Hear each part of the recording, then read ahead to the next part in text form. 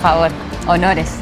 Llegó la hora de que hablemos del mundo y lo hacemos con uno que no solo sabe, sino es la voz más autorizada de la televisión chilena. Carlos Zárate. ¿Cómo estás, Carlos? ¿Cómo Bienvenido. estás, Francesco? ¿Cómo te va, Chan?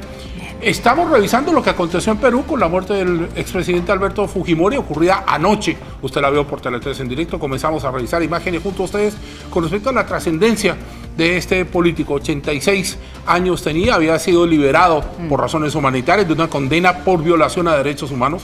Protagonizó gran parte de la historia de su país en varios sentidos. Sí.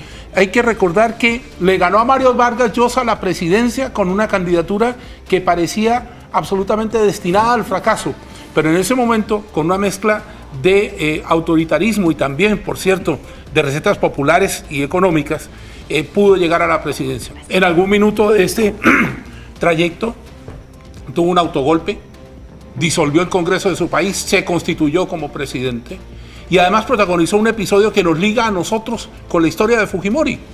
Él se fue a Perú y renunció en Japón, de Perú a Japón, y renunció desde Japón vía fax. Y tenía que escoger por dónde volver a Perú y escogió Chile. Un episodio en ese minuto que fue muy bullado, porque llegó al aeropuerto y entró como Pedro por su casa. Estaba buscado por la Interpol, pero aquí nadie se había enterado. Y posteriormente la Corte Suprema de Justicia chilena dio su extradición a Perú para que fuera juzgado únicamente por los delitos que Fujimori sí quería. Aquellos de la violación de derechos de la Cantuta, de derechos humanos de la Cantuta y otras violaciones de ese tipo, que obligaban a la justicia peruana a solo juzgarlo por eso, sí, y no por los cargos más importantes. Su propia hija Keiko Fujimori, a través de redes, expresó su pesar por la muerte de su padre. Lo estamos viendo en pantalla señalando Keiko Fujimori que después de una larga batalla contra el cáncer, nuestro padre Alberto Fujimori partió al encuentro del Señor. Pedimos a quienes lo apreciaron nos acompañen con una oración por el eterno descanso de su alma. El funeral será el día sábado, habrá 3 días de duelo. ¿Hubo reacciones afuera de la casa donde estaba Alberto Fujimori? Sí, revisémoslas.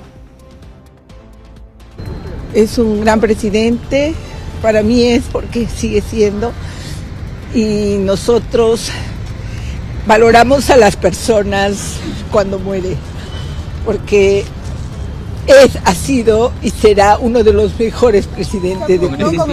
Considero que ha sido un presidente, para algunos bueno, para otros malo, pero ha sido un presidente, ¿no? Y merece todos los respetos o honores que se le tenga que hacer a un presidente, a un expresidente. Pese a la condena por derechos humanos, la presidenta Dina Boluarte confirmó que habrá honores de Estado para Fujimori. Y ese es el punto central que divide a Perú hoy, en este minuto. Fujimori fue una figura tan potente que su propia hija protagonizó los últimos episodios de la política peruana. De hecho, en algún minuto se había dicho que Fujimori estaba dispuesto, lo conté yo acá, a ser candidato nuevamente a la presidencia. Por lo tanto, hay un legado de claro oscuro, si uno lo quiere mirar. No, Perdón, ¿sabe qué, Carlos? Solamente un comentario que es bien impactante, porque uno acá en Chile habla, claro, de delitos de lesa humanidad. Entonces uno hace inmediatamente una diferencia entre una persona que tiene la calidad de estadista y la que no, evidente. Pero en Perú es tremendamente popular el fujimorismo, sobre todo en sectores populares, sectores de tremenda pobreza en los años 90, donde se metió muy fuerte. Y se metió muy fuerte, y buen punto, porque a mí se me pasó en este recuento, por la actitud de frente que adoptó Fujimori contra la guerrilla, contra Sendero Luminoso, encarcelando a los jerarcas de Sendero Luminoso, pero también en las regiones más pobres de Perú, garantizando que la gente pudiera trabajar. Ahora, inolvidable, entre comillas, en esto, el rescate de los rehenes de la Embajada de Japón en Lima. De hecho, Japón le agradeció a Fujimori ese momento de la liberación. Yo ya estaba trabajando acá en Canal 13 cuando se dio este episodio, en la llamada Operación Chavín de Guántara. Por lo tanto, quizá, como siempre pasa con la historia, habrá un momento en que uno tenga que hacer un balance, como el que está haciendo Francesco. Era estadista, hizo esto, como presidente también cometió estos errores, y hacer un balance que en Perú todavía no lo van a hacer. Y claro, es que tiene esa dualidad de alguna manera, procesar, enfrentar, acabar con Sendero Luminoso, este grupo armado, y de igual manera finalizar o llegar a la cárcel, como tantos otros de los últimos expresidentes que ha tenido Perú, ¿cierto? 16 años estuvo en la cárcel. Tuvo una salida con un indulto, lo hablábamos más temprano. Pero Pablo Kuczynski lo indultó. Exacto, y lo tuvo que volver a presar. Porque se supo después que había un arreglo por debajo. Con el hijo. Con el hijo de con Fujimori. con el No, la rival trama- político, historia- con el rival político de Keiko. Claro. La trama es trágica, pero bueno. Cambiamos de Tiene de escenario, dejamos a Fujimori y vamos a tener información durante el día de lo que está aconteciendo en Perú. Esto ocurrió en Buenos Aires, en Argentina, en una cosa que está larvada pero que está empezando a verse.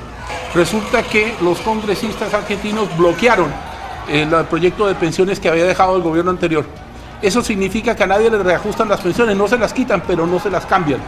Y por lo tanto la gente está sintiendo, aquí tengo el dato, el 263%, que es la inflación que tiene Argentina acumulada.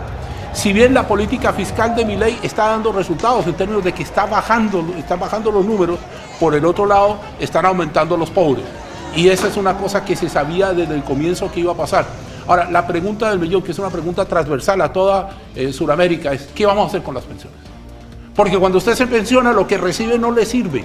Y si además se lo congelan, pues le sirve bastante menos. Temporada de huracanes en el No hay hemisferio. plata, dijo Milei. Sí, bueno, y Va. digamos que desde la óptica de Milei, sin que uno sea mileísta, me inventé esa palabra, mileísta, Sírvanse, Sí. por favor. No hay plata. No hay plata. Diputados. ya. Revisamos temporada de huracanes en el hemisferio norte. Este es el huracán Francine, que amenaza a Nueva Orleans con vientos de tengo aquí el datito, lo estoy buscando, 120 kilómetros por hora. Lo que a nosotros nos parece ridículo si lo comparan con Yagi, el que presenté la semana pasada, con vientos de 250 kilómetros por hora, un super tifón al otro lado del mundo, pero que produce los daños anunciados. Acuérdense que a Nueva Orleans lo azotó Katrina, que la dejó de rodillas. Y por lo tanto, en Nueva Orleans, estas imágenes siempre provocan una pesadilla bien grande. Estrella y Salvador y